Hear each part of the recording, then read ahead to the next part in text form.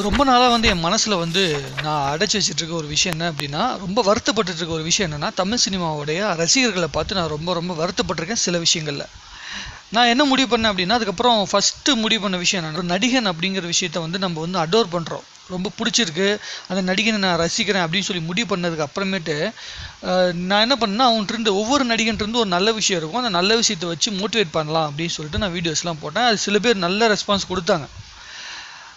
ஆனா, அது எல்லா விஷயத்துலயும் நான் கவனிச்ச விஷயம் என்ன அப்படின்னா, ஜென்ரலா நான் கவனிச்ச விஷயம் என்னன்னா, நம்ம ஒரு நடிகனை ரசிக்கிறோம் பார்த்தீங்களா? இந்த ரசிக்கிறதோட எல்லை எப்படி போயிட்டுருக்கு அப்படின்னா, நம்ம ரசிக்கிறத விட அந்த நடிகனை ரசிக்கிறோம். தப்பில்ல. அது தப்பே இல்ல. நம்மள விட இன்னொருத்தவங்கள ரசிக்கிறது நம்ம தப்பு இல்ல. நம்மளே ரசிச்சுக்கிட்டு இருந்தோம்னா வச்சுக்கங்களேன், நமக்கு தலைக்கனம் தான் ஜாஸ்தியாகும் அப்படிங்கிறது உண்மை.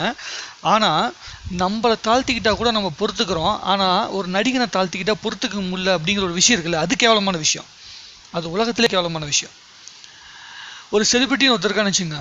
செலிபிரிட்டியா இருக்கட்டும், தலைவனா இருக்கட்டும், எவனா வேணா இருக்கட்டும். உன்னை விட அவன் பெரியவன் அப்படின்னு நீ நினைச்சிட்டானா, நீ உன்னை கேவலப்படுத்துற. உன் பிறவியை கேவலப்படுத்துற, நீ பிறந்ததை கேவலப்படுத்துற, உனக்குன்னு படைக்கப்பட்ட, உனக்குன்னு கொடுக்கப்பட்ட அந்த வாழ்க்கையை நீ கேவலப்படுத்துற. இப்போ விஜய் இருக்கட்டும், அஜித் இருக்கட்டும், ரஜினி இருக்கட்டும், கமல் இருக்கட்டும், விக்ரம் இருக்கட்டும், சூர்யா இருக்கட்டும், அரசியல் தலைவர்களாக இருக்கட்டும், கலைஞர் அவர்களாக இருக்கட்டும், ஜெயலலிதா அவர்களாக இருக்கட்டும், சீமான் அவர்களாக இருக்கட்டும், அன்புமணி அவர்களாக இருக்கட்டும், யாராக வேணா இருக்கட்டுமே, யாராக இருந்தாலும் நீ அவனை ஃபாலோ பண்ணுற, அவ்வளோதான். அந்த ஒரு பர்டிகுலர் பர்சனை நீ ஃபாலோ பண்ணுற, என்ன பண்ணுற, ஃபாலோ பண்ணுற, அவருடைய கொள்கையை எடுத்துக்கிட்டு உன்னோட வாழ்க்கையில் நீ எடுத்துக்கிற, அவ்வளோதான் அவரோட கொள்கையை. அவரே கொள்கை கிடையாது, புரிஞ்சுக்கங்க. ஒரு தலைவனாக இருக்கட்டும், ஒரு தலைவியாக இருக்கட்டும், அதே மாதிரி பார்த்தீங்கன்னா ஒரு நடிகனாக இருக்கட்டும், நடிகையாக இருக்கட்டும், எல்லாமே பார்த்தீங்கன்னா அவங்களோட வாழ்க்கையிலேருந்து உங்களுக்கு பிடிச்ச விஷயத்த, அவங்க வாழ்கிற வாழ்க்கை இருக்குல்ல, அதுலேருந்து உனக்கு என்ன பிடிச்சிருக்கோ அதை எடுத்துக்கிட்டு தான் நீ ரசிக்கிற. அதை புரிஞ்சுக்கணும், ரசிக்கிறோம். ஆனால் அதை உன் வாழ்க்கையில் இம்ப்ளிமெண்ட் பண்ணி அதுதான் என்னோட வாழ்க்கை அப்படிங்கிற அளவுக்கு முடிவு பண்ணுறது தப்பு. விஜயை பற்றி தப்பாக சொல்லிட்டா கோவம் வந்துடுது, அஜித்தை பற்றி தப்பாக சொல்லிட்டா கோவம் வந்துடுது. ஆனால் உன்னை பற்றி தப்பாக சொன்னால் கோவம் வரல அப்படின்னா, ஏதோ ஒரு மேனுஃபேக்சரிங் பிரச்சனை இருக்குல்ல. அதை வச்சு தான் பிஸ்னஸ் நடக்குது, பாலிடிக்ஸ் நடக்குது, சினிமாவில் பிஸ்னஸ்ஸு, காசு எல்லாமே பார்க்குறாங்க நம்மளை வச்சு தான். நல்லா யோசிச்சுக்கோங்க. ஒவ்வொரு நடிகனும் நீங்கள் ஃபாலோ பண்ணுற ஒவ்வொரு நடிகனுமே அவனோட லைஃப்பை மட்டும் தான் பார்க்குறான்.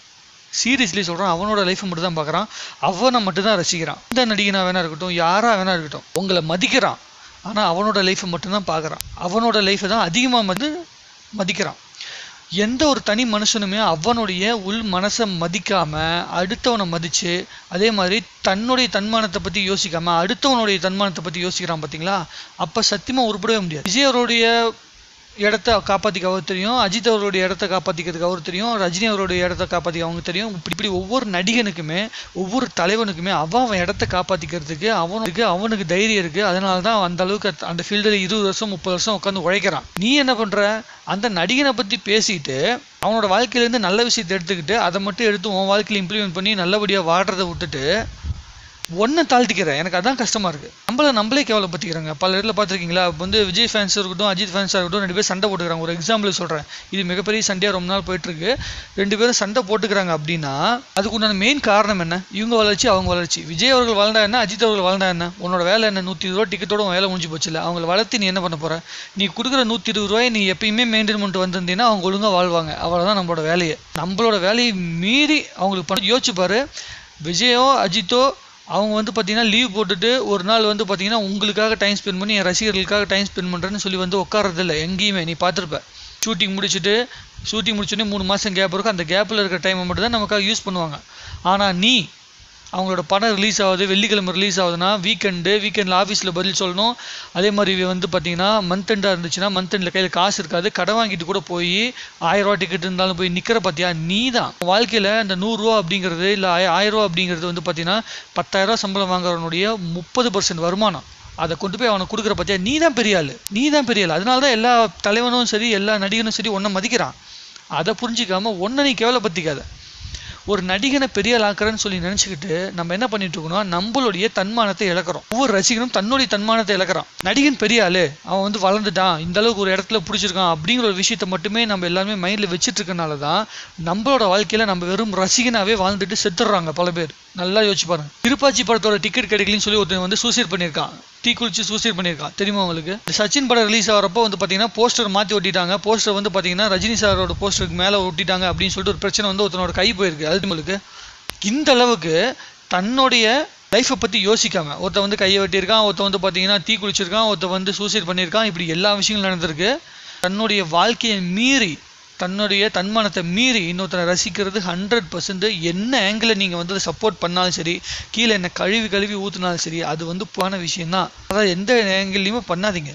நமக்குன்னு ஒரு யூனிக்கான லைஃப் இருக்குது.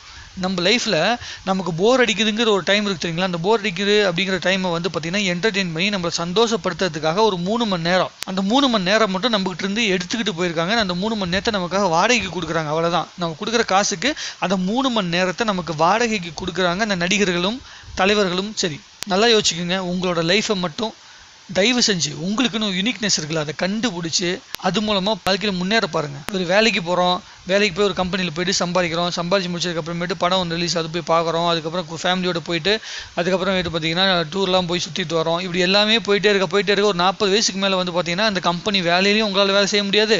ரசிகனாக ஒரு பயணத்தை தொடங்கிட்டு போயிட்டு எதுலையுமே கான்சன்ட்ரேட் பண்ணாமல் வேலை, என்டர்டெயின்மெண்ட்டு, குடும்பம் இதில் மட்டுமே வச்சுருந்தீங்கன்னா உங்களுடைய யூனிக்னஸை இழந்துருவீங்க. டேலண்ட் அப்படிங்கிற ஒரு விஷயம் உங்ககிட்ட இருக்கிறது உங்களுக்கே தெரியாமல் போயிடும்.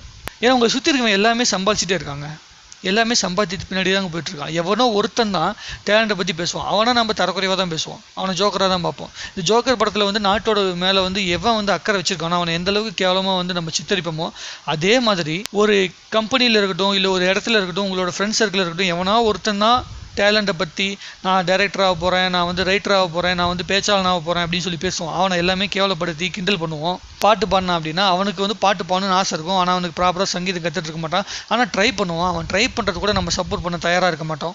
இப்படி பல விஷயங்கள் நம்ம வாழ்க்கையில் வந்து பார்த்திங்கன்னா மிஸ் பண்ணுறோம். பல விஷயம் வந்து பல பேரை வந்து பார்த்திங்கன்னா நம்ம வந்து டிசப்பாயின்ட் பண்ணுறோம். நம்மளோட வாழ்க்கையை நம்மளே முதல்ல டிசப்பாயின்ட் பண்ணுறோம்.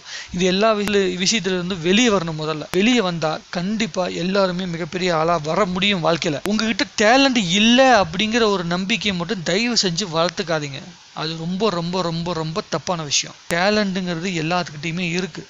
நீங்களாக இன்ஸ்பயர் பண்ணி டேலண்ட்டை கற்றுக்குவீங்க. இல்லை சில பேர் உங்களோட டேலண்ட்டை கண்டுபிடிச்சி அந்த டேலண்ட்டை புஷ் பண்ணி வெளியே கொண்டு வர முயற்சி பண்ணுவாங்க. யார் உங்களுக்கு சப்போர்ட் பண்ணுறாங்களோ, யார் வந்து உங்களை மோட்டிவேட் பண்ணுறாங்களோ அதை மட்டும் கான்சன்ட்ரேட் பண்ணுங்கள். இந்த நடிப்பு, இந்த என்டர்டெயின்மெண்ட்டு, இது எல்லாமே உங்களை சந்தோஷப்படுத்துறதுக்காக வந்த விஷயமே. ஆனால் நிம்மதி, வாழ்க்கையில் நிம்மதின்னு ஒரு விஷயம் வேணும்னா ஒரு லெவலுக்கு மேலே உங்களுக்கு பிடிச்சதை செஞ்சாதான். இப்போ ஆஃபீஸ் போகிற எவனுமே வந்து பார்த்தீங்கன்னா விரும்பி ஆஃபீஸ் போகிறதில்ல. வேண்டா வெறுப்பா குடும்பத்துக்காக, ஃபேமிலிக்காக, குழந்தைங்களுக்காக அப்படி தான் போயிட்டுருக்கான்.